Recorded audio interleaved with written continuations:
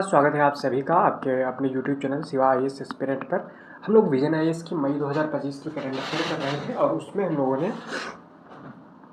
Polity cover कर लिया था, इंटरनेशनल रिलेशन कवर कर लिया था और अर्थव्यवस्था की जो मुख्य खबरें थी वो कवर कर लिया था।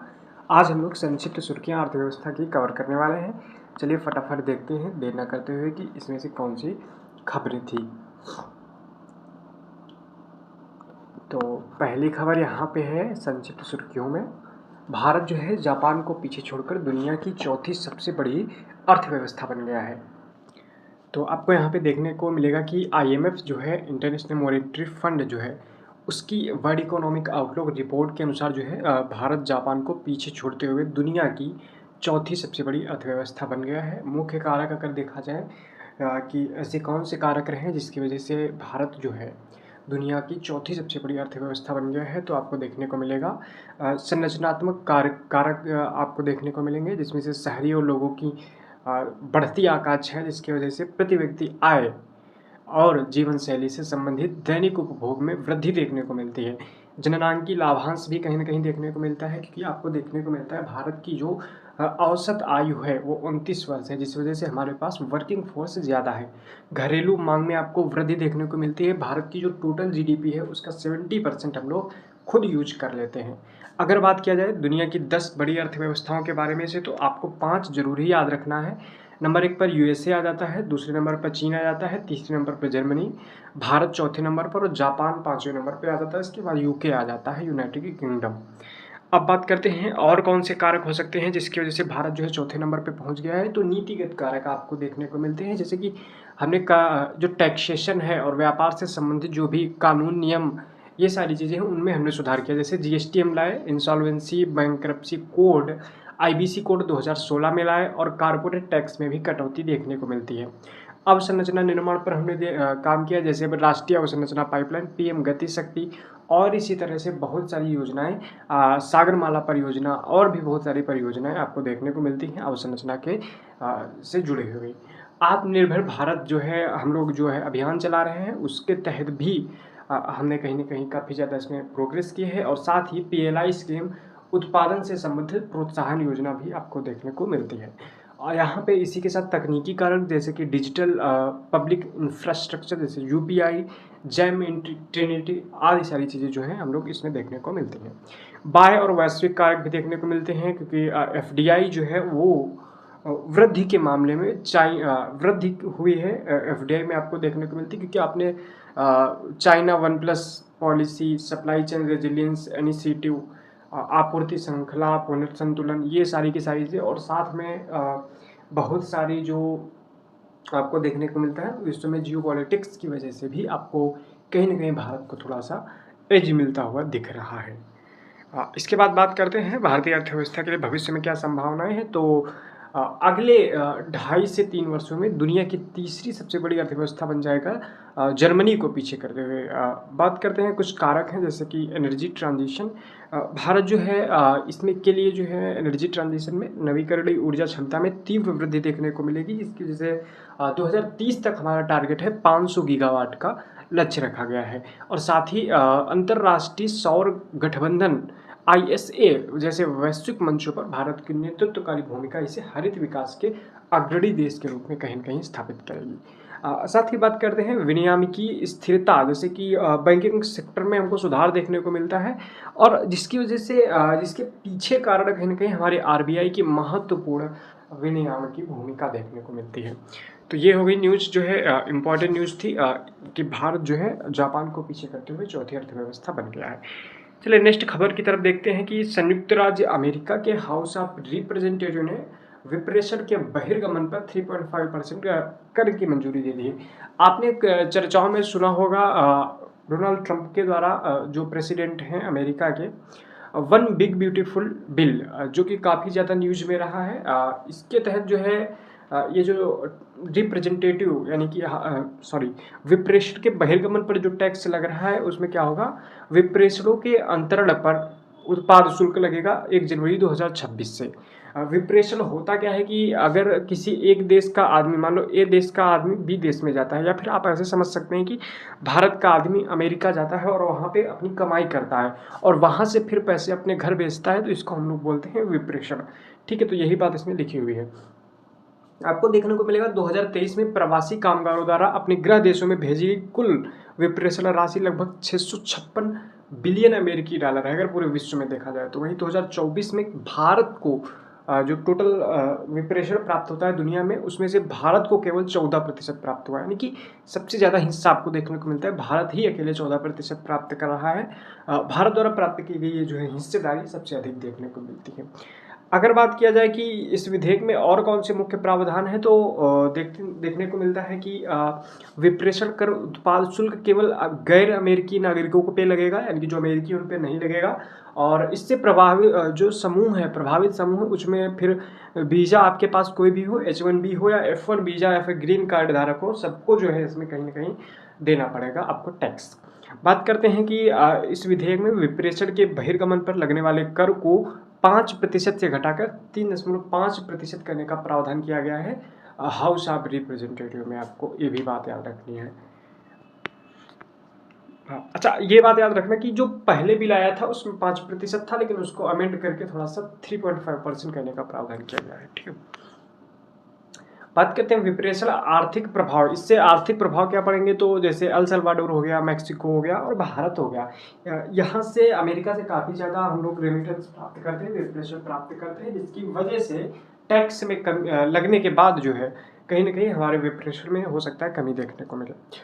इसके साथ ही जो विदेशों में कामगार हैं जो हमारे यहाँ से गए हैं, अमेरिका में संपत्ति या रोजगार बनाए रखने को भी ये कहीं ना कहीं हतोत्साहित कर सकता है। और साथ ही भारत में विप्रेशण के अंतर प्रवाह में कमी तो देखने को मिल सकती है, ये मैंने बता दिया है। विप्रेशण पर कर लगने से अमेरिका में भारतीयों द्वारा कुछ धन को ग्रे या ब्लैक मार्केट के अंतरित किया जा सकता है, ऐसा भी देखने को मिलता है। बात करते हैं कि जो है अन्य संबंधित सुर्खियां, उदारीकृत विप्रेशण योजना LRS योजना लाई गई थी RBI के द्वारा, जो है वित्त वर्ष 2025 में उदारीकृत विप्रेशण योजना के तहत जो है था क्या कि छात्र जो है छात्र विप्रेशण 5 साल के पिछले स्तर पर देखने को मिलेगा। यानी कि आपको देखने को मिलता है कि जो RBI का वित्त वर्ष 2025 में उदारीकृत विप्रेशण योजना के तहत है कि देखने को मिल रहा है कि हमें छात्र विप्रेशण है वो कहीं ना कहीं निचले स्तर पर पहुंच गया है। छात्र बहिर्गांव में बहिर्प्रवाह में जो है आपको कमी देखने को मिलती है। बात करते हैं कि उदारीकृत विप्रेशण योजना है क्या, तो भारतीय रिजर्व बैंक द्वारा 2004 में इसकी शुरुआत की गई थी।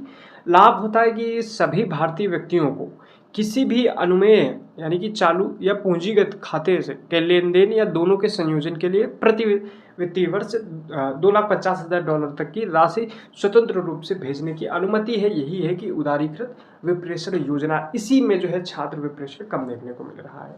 ठीक है, विप्रेशण की बारंबारता पर कोई प्रतिबंध नहीं लगाया जाता है और साथ ही कारपोरेट, साझेदारी फर्म और हिंदू अविभाजित परिवार ट्रस्ट आदि के रूप में आदि के लिए उपलब्ध ये नहीं देखने को मिलता है। तो ये सारी चीज़ें हो गई, 2 खबर हम लोग आज की कवर कर चुके हैं। अब आगे की खबर देखेंगे, लेकिन उससे पहले आपको बता दूं कि मैंने लगभग 3 वीडियो पीछे अपलोड किए हैं इसी मैगजीन के, तो आप लोग उनको भी देख लीजिएगा। और चैनल पे नए हो तो चैनल को सब्सक्राइब कर लीजिएगा। टेलीग्राम चैनल उसकी लिंक आपको डिस्क्रिप्शन बॉक्स में मिल जाएगी, वहाँ से आप जुड़ जाइए। अपडेट वहाँ पे मैं दे देता हूँ, हर दूसरे दिन अगर वीडियो डालता हूँ तो वहाँ पे अपडेट मिल जाती है। आगे देखते हैं अगली न्यूज़, तीसरी न्यूज़ जो है उसके बारे में देख लेते हैं। यहाँ पे अगली खबर है वैकल्पिक निवेश कोष, अल्टरनेटिव इन्वेस्टमेंट फंड्स के बारे में। देख लेते हैं कि अभी RBI ने वैकल्पिक निवेश कोष में निवेश के नियमों में संशोधन किया है। बात करते हैं कि वैकल्पिक निवेश कोष होता क्या है। तो भारत में पंजीकृत फंड आधारित संस्था होती है एक तरह की, ये जो निजी रूप से निवेश जुटाती है। ये अपने निवेशकों के लाभ के लिए निर्धारित निवेश नीति के अनुसार निवेश करने हेतु तो भारतीय या विदेशी अनुभवी निवेशकों से फंड भी एकत्रित कर सकता है। देखने को मिलेगा ये जो अल्टरनेटिव इन्वेस्टमेंट फंड्स हैं, ये सेबी अधिनियम 2012 के अनुसार जो है विनियमित इनको किया जाता है। ये जो अल्टरनेट इन्वेस्टमेंट फंड हैं ये 3 टाइप के देखने को मिलते हैं, श्रेणी 1, श्रेणी 2 और श्रेणी 3। श्रेणी 1 में वे देखने को मिलते हैं स्टार्टअप जो स्टार्टअप, सोशल वेंचर, एमएसएमई आदि में निवेश करते हैं, उनको हम लोग बोलते हैं श्रेणी 1 का, जैसे कि वेंचर कैपिटल फंड या फिर एसएमई फंड। श्रेणी 2 में देखने को मिलता है जो इक्विटी और ऋण पूंजी प्रतिभूतियों में निवेश करते हैं, उदाहरण के लिए real estate fund, private equity fund आदि। श्रेणी 3 की बात किया जाएगा, ये फंड जो है रिटर्न बढ़ाने के लिए निवेश जो है उधारी लेकर निवेश करते हैं, जिनमें सूचीबद्ध और गैर सूचीबद्ध डेरिवेटिव में भी निवेश शामिल है, जैसे कि hedge fund, private investment in public equity fund आदि में इनका जो है कहीं ना कहीं देखने को मिलता है। ठीक है, ये हो गए AIF। अब बात करते हैं अगली न्यूज की तरफ। प्रेडेटरी प्राइसिंग क्या होती है, तो हाल ही में CCI यानी कि कंपटीशन कमीशन ऑफ इंडिया ने लागत विनियम 2025 जो है अधिसूचित किया है। इसमें जो है प्रेडेटरी प्राइसिंग को रोकने के लिए इनकी नई परिभाषा दी गई है। तो प्रेडेटरी प्राइसिंग होती क्या है कि जैसे कि आपने देखा होगा कि एग्जांपल अगर मैं दूं कि कोई कंपनी आती है और अपने कंपटीटर्स को हटाने के लिए मार्केट से क्या करती है, अपने जो प्रोडक्ट है उसका कहीं ना कहीं जो प्राइस रखती है वो उसकी लागत से भी कभी कभी कम कर देती है, तो इसी को हम लोग प्रेडेटरी प्राइसिंग बोल देते हैं। तो यहाँ पे लिखा है कि प्रेडेटरी प्राइसिंग वास्तव में प्रतिस्पर्धा को कम करने के लिए प्रतिद्वंदियों को समाप्त करने के उद्देश्य से अपनी वस्तुओं या सेवाओं के लागत से कम कीमत पर बेचा जाता है। कंपटीशन कमीशन एक्ट 2000 प्रतिस्पर्धा अधिनियम 2002 की धारा 4(2) के अनुसार किसी बड़ी या वर्चस्व वाली कंपनी द्वारा की गई प्रेडेटरी प्राइसिंग दुरुपयोग वाली गतिविधि है। प्रेडेटरी प्राइसिंग के प्रभाव क्या पड़ते हैं ग्राहकों पर? पहले तो इसका जो है पॉजिटिव इम्पैक्ट पड़ता है क्योंकि कीमतें कम मिलते हैं, लेकिन बाद में लंबे समय बाद विकल्पों की कमी देखने को मिलती है और कीमतों में वृद्धि भी देखने को मिलती है, जैसे कि हम लोगों ने टेलीकॉम सेक्टर में देखा। कंपनियों पर प्रभाव क्या पड़ता है? अल्पकाल में सभी कंपनियों को नुकसान होगा, लेकिन जब प्रतिद्वंदी बाहर हो जाते हैं तो एकाधिकार प्राप्त कंपनियां कीमतें बढ़ाकर जो है लाभ प्राप्त कर सकती हैं, घाटे का भरपाई करती हैं। अब बात करते हैं अगली न्यूज की तरफ, भुगतान विनियमन बोर्ड, पेमेंट रेगुलेटरी बोर्ड। तो RBI ने भुगतान विनियामक बोर्ड विनियम 2025 को अधिसूचित किया है। इसके तहत जो है इन्हें जो है जो भुगतान विनियामक बोर्ड होते हैं, इन्हें जो है भुगतान और निपटान प्रणाली अधिनियम 2007 के तहत अधिसूचित किए गए हैं कुछ विनियम देखने को मिलता है। ये विनियम भुगतान और निपटान प्रणाली के विनियमन एवं परीक्षण के लिए बोर्ड विनियम 2008 की जगह लेंगे। तो ये सब आपको याद करने की जरूरत नहीं है, आपको सिर्फ इतना ध्यान रखना है कि भुगतान विनियामक बोर्ड विनियम 2025 को अधिसूचित किया RBI के द्वारा, जो कि भुगतान और निपटान प्रणाली अधिनियम 2007 के तहत अनुसूचित किया गया है। बात करते हैं भुगतान विनियामक बोर्ड के, तो इसमें संरचना की इसकी बात किया जाए तो इसका एक अध्यक्ष होता है जो कि RBI का गवर्नर होता है। पदेन अध्यक्ष की बात किया जाए तो भुगतान प्रणाली के प्रभारी RBI डिप्टी गवर्नर और RBI द्वारा नामित एक पदाधिकारी, 3 अन्य सदस्य जो है केंद्र सरकार द्वारा नामित किया जाता है। विशेष आमंत्रण जो है ये यह बोर्ड जो है भुगतान, सूचना प्रौद्योगिकी, साइबर सुरक्षा, कानून जैसे क्षेत्रों के विशेषज्ञों को जो है आमंत्रित कर सकता है। कार्यकाल इसका 4 वर्ष होता है और इसके जो मेंबर्स हैं वो दोबारा से इसमें नामित नहीं किए जा सकते। बैठ के वर्ष में कम से कम 2 बार करना अनिवार्य है। कोरम गणपूर्ति की इसकी बात किया जाएगा तो न्यूनतम 3 सदस्य आवश्यक हैं, जिनमें अध्यक्ष या डिप्टी गवर्नर में से कोई एक होना जरूरी है। निर्णय जो है बहुमत से लिया जाता है, मत बराबर हो तो अध्यक्ष को निर्णायक मत देने का अधिकार यहाँ पे देखने को मिल जाता है। चलिए अगली खबर की तरफ चलते हैं, देखते हैं अगली खबर क्या है। तो यहाँ पे अगली खबर जो है RBI डिजिटल ऋण दिशा निर्देश 2025 आए हुए हैं, ये भी देख लेते हैं। तो इन दिशा निर्देशों में जो है उद्देश्य देखने को मिलेगा कि उधारकर्ताओं की सुरक्षा को बढ़ाना, डेटा पारदर्शिता सुनिश्चित करना और जिम्मेदार परख डिजिटल ऋण पद्धतियों को बढ़ावा देना। इनके दिशा निर्देश पर अगर नज़र डाली जाए तो आपको डिजिटल ऋण की परिभाषा देखने को मिलती है। इसे डिजिटल प्रौद्योगिकियों के उपयोग द्वारा दूरस्थ स्वचालित ऋण प्रक्रिया के जरिए ग्राहकों को जोड़ने, ऋण का आकलन करने, ऋण अनुमोदन करने, ऋण प्रदान और वसूली करने आदि के रूप में परिभाषित किया गया है। ये दिशा निर्देश अग्रलिखित पर लागू होंगे, जैसे कि वाणिज्यिक बैंक पर लागू होगा, प्राथमिक सहकारी या राज्य या केंद्र सहकारी बैंक पर लागू होगा। एनबीएफसी जैसे कि हाउसिंग फाइनेंस कंपनियों सहित इन पे भी लागू होगा और अखिल भारतीय वित्तीय संस्थान पर भी लागू होगा। डिजिटल लेंडिंग एप्स की अनिवार्य रिपोर्टिंग। सभी वैध डिजिटल लेंडिंग एप्स का आरबीआई जो है उसमें केंद्रीकृत सूचना प्रणाली पोर्टल पर अनिवार्य रूप से पंजीकृत होना होगा, जिससे कि पारदर्शी सार्वजनिक सूची बनाई जा सके।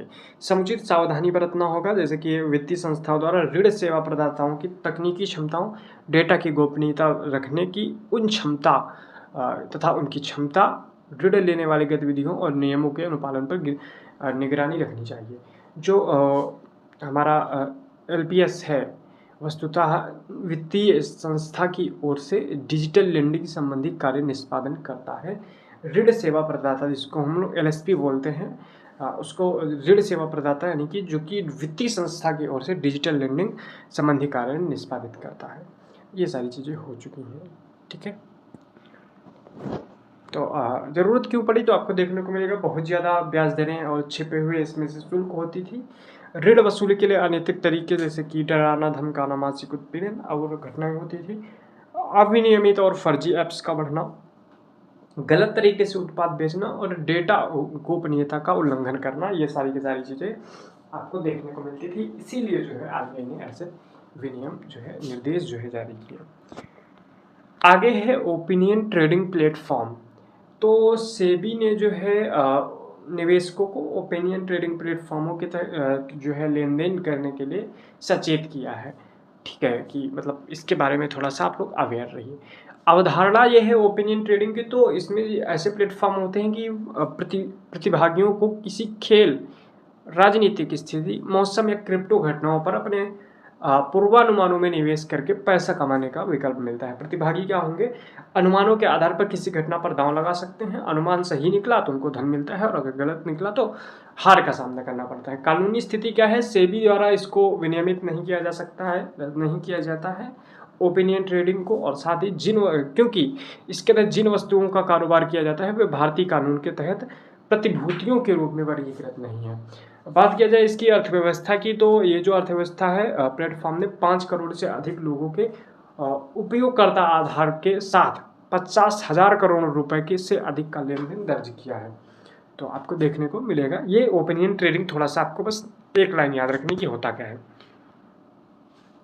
भारत ने अब तक का सर्वाधिक निर्यात हासिल किया है। तो आरबीआई के अनुसार जो है भारत का कुल निर्यात वस्तु एवं सेवाओं का 824.9 बिलियन डॉलर पहुंच गया है। यह 2023-24 के 778.1 बिलियन डॉलर से 6.01% अधिक है। उपलब्धि क्यों मिली, कहीं ना कहीं लाल सागर संकट, यूक्रेन, यहाँ पे देखने को मिलेगा कि उपलब्धि तब भी मिली हुई है जब लाल सागर संकट, यूक्रेन युद्ध, पनामा नहर में सूखा, गैर ट्रेड उपाय में वृद्धि, ऊर्जा कीमतों में वृद्धि, इन सब की बावजूद भी भारत को कहीं ना कहीं 6.01% निर्यात में वृद्धि देखने को मिली है। अगर प्रमुख आंकड़ों की बात किया जाए तो वस्तु निर्यात भी आपको देखने को मिलता है कि बढ़ा हुआ है और सेवा का निर्यात 13.6% कहीं ना कहीं आपका बढ़ गया है, ठीक है। तो बात करते हैं कि बढ़ोतरी के कारण क्या रहे होंगे, तो नीतिगत प्रोत्साहन आपको देखने को मिलता है, जैसे कि सरकार ने विदेशी व्यापार नीति, क्षेत्र विशिष्ट योजनाएं लाई हुई हैं, व्यापार हेतु सुविधा, district as export hubs initiative और एमएसएमई को समर्थन, ये सारे माध्यम हो सकते हैं। निर्यात बाजारों का विविधीकरण, जैसे कि दक्षिण पूर्व एशिया, अफ्रीका और लैटिन अमेरिका, ये सारी चीज़ें हमने जो है भारत का जो मार्केट है उसको डाइवर्सिफाई किया है। व्यापार समझौते हमने किया है बहुत सारे देशों के पास साथ जो है लोगों ने एफटीए करके रखा है, या फिर और तरीकों से हमने उनके साथ कहीं कहीं व्यापार को बढ़ाया है।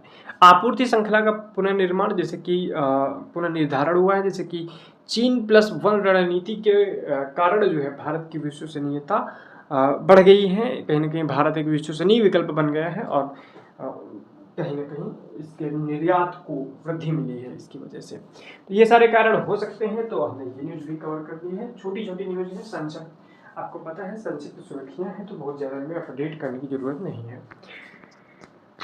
अगली खबर है विश्व बैंक भूमि सम्मेलन। तो विश्व बैंक का भूमि सम्मेलन जो 2025 है उसमें भारत जो है कंट्री चैंपियन की भूमिका धारण की है भारत ने। देखने को मिलता है कि इस सम्मेलन के दौरान समावेशी और प्रौद्योगिकी संचालित ग्रामीण गवर्नेंस के माध्यम के मॉडल के रूप में भारत की भूमि प्रबंधन संबंधी प्रमुख पहलों की ओर विश्व का ध्यान आकर्षित किया गया है, जैसे कि स्वामित्व योजना और ग्राम मानचित्र प्लेटफॉर्म। स्वामित्व योजना क्या है? इसके तहत ड्रोन प्रौद्योगिकी के उपयोग के जरिए भूखंडों का मानचित्रण करके ग्रामीण क्षेत्रों के संपत्ति के स्पष्ट स्वामित्व की स्थापना करना है।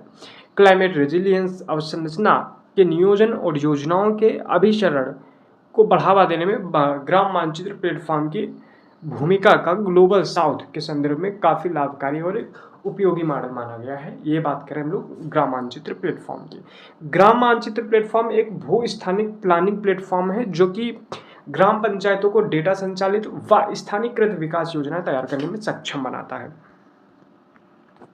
तो ये हो गई सारी की सारी चीज़ें। इससे क्या क्या जो है कुशल भूमि प्रबंधन प्रणाली और आर्थिक समृद्धि भी जुड़ी देखने को मिलती है। इससे नौकरियों का विकास होता है, निजी पूंजी कहीं ना कहीं निवेश के अवसर बढ़ते हैं, ऋण निवेश इसकी वजह से निजी ऋण मिल सकता है और निवेश कहीं ना कहीं बढ़ता है। अवसंरचना और वित्त के मामले में जो है भी कहीं ना कहीं इसके तहत आपको देखने को मिलता है आवश्यक सार्वजनिक सेवाओं और अवसंरचना के लिए विश्वसनीय सरकारी राजस्व उत्पन्न होता है। शहरी प्रबंधन करने में और कहीं ना कहीं खाद्य सुरक्षा के तहत भी जो है इसके तहत कहीं ना कहीं सारी की सारी चीज़ें आपको जुड़ी हुई देखने को मिलती हैं। आगे है रिपेयरेबिलिटी इंडेक्स। तो रिपेयरेबिलिटी इंडेक्स क्या है? भारत के भरत खेड़ा की अध्यक्षता में गठित समिति ने उपभोक्ता मामलों के विभाग को अपनी रिपोर्ट सौंपी है इसके तहत। तो रिपेयरेबिलिटी इंडेक्स होता क्या है, समिति की सिफारिशें क्या हैं, इसमें होना क्या चाहिए? ओरिजिनल इक्विपमेंट मैन्युफैक्चरर्स को फ्रेमवर्क में दिए गए स्कोरिंग मापदंड के आधार पर रिपेयरेबिलिटी इंडेक्स से संबंधित स्वतः घोषणा करना अनिवार्य होना चाहिए। आगे बात कर रहा है कि रिपेयरेबिलिटी इंडेक्स को बिक्री या खरीद केंद्रों जैसे कि ई कॉमर्स प्लेटफॉर्म पर तथा पैकेज उत्पादों पर QR कोड के रूप में प्रदर्शित किया जाना चाहिए। आगे स्मार्टफोन और टैबलेट को प्राथमिकता श्रेणी के रूप में चुना गया है, ठीक है, प्रारंभिक चरण में, यानी कि इनमें सबसे पहले हम लोग रिपेयरेबिलिटी इंडेक्स इनको शामिल किया जाना चाहिए। अच्छा, इनके कुछ मापदंड हैं जैसे कि टूल्स कौन से यूज होंगे, सॉफ्टवेयर अपडेशन क्या होगा, फास्ट टर्न कैसे होना चाहिए, डिसअसेंबली हेल्थ कैसी है, मरम्मत संबंधी जानकारी, रिपेयर पार्ट्स की उपलब्धता कैसी है, ये सारी की सारी चीज़ें। बात करते हैं प्रत्येक मापदंड के लिए स्कोरिंग मानदंड और भारांश विकसित किए गए हैं। प्राथमिक भागों या प्रायोरिटी पार्ट्स के भारांश को जोड़ने के बाद 5 बिंदु वाले न्यूमेरिक स्केल पर रिपेयरेबिलिटी इंडेक्स निकाला जाता है। तो ये हो गया रिपेयरेबिलिटी का महत्व क्या होगा इस इंडेक्स का।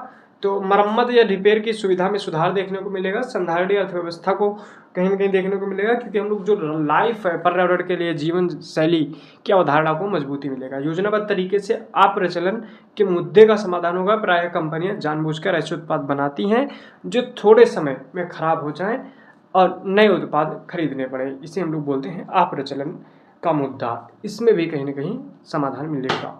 रोजगार सृजन होगा, थर्ड पार्टी द्वारा मरम्मत की अनुमति से रोजगार के अवसर उत्पन्न होंगे।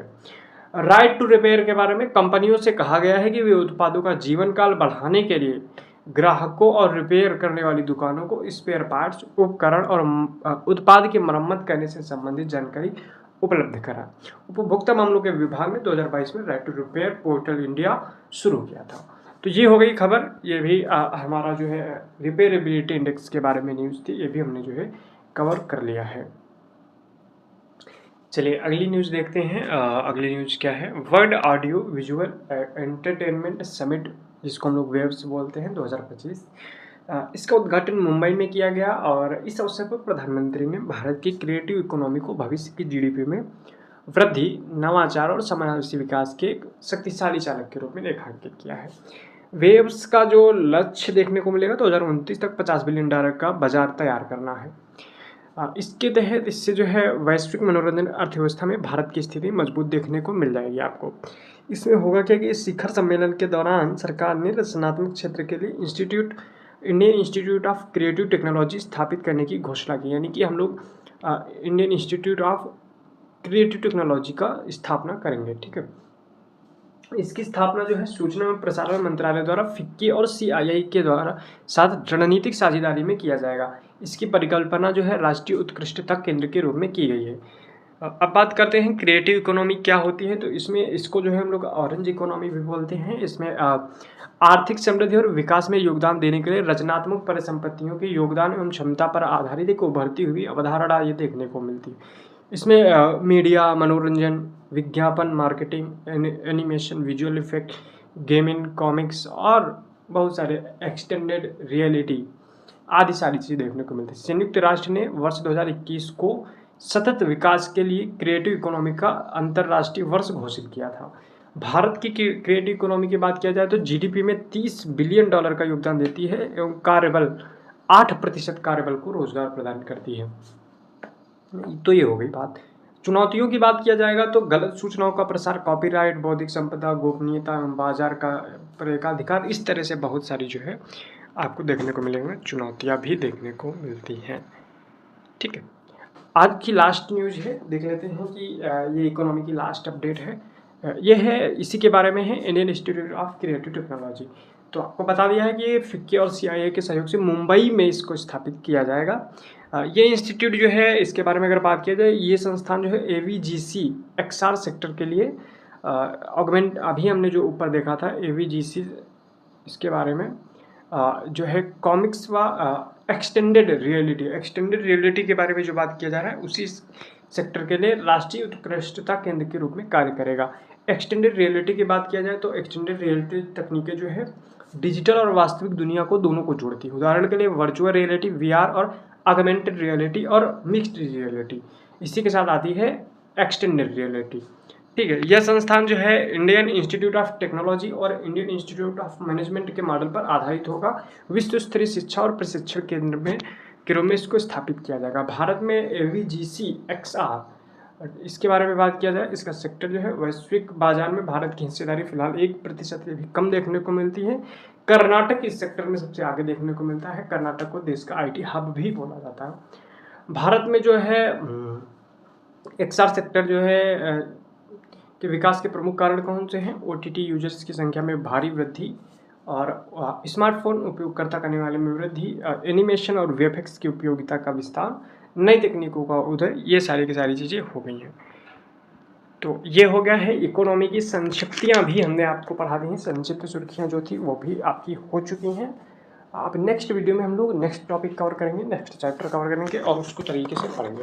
तो आशा करता हूँ कि वीडियो पसंद आया होगा। वीडियो पसंद आया है तो लाइक कर दीजिए, दोस्तों के साथ भी शेयर कर दीजिए, चैनल को सब्सक्राइब कर लीजिए और पीछे की वीडियो जो है वो भी देख लीजिएगा। मिलते हैं नेक्स्ट वीडियो के साथ, तब तक के लिए जय हिंद, वंदे मातरम।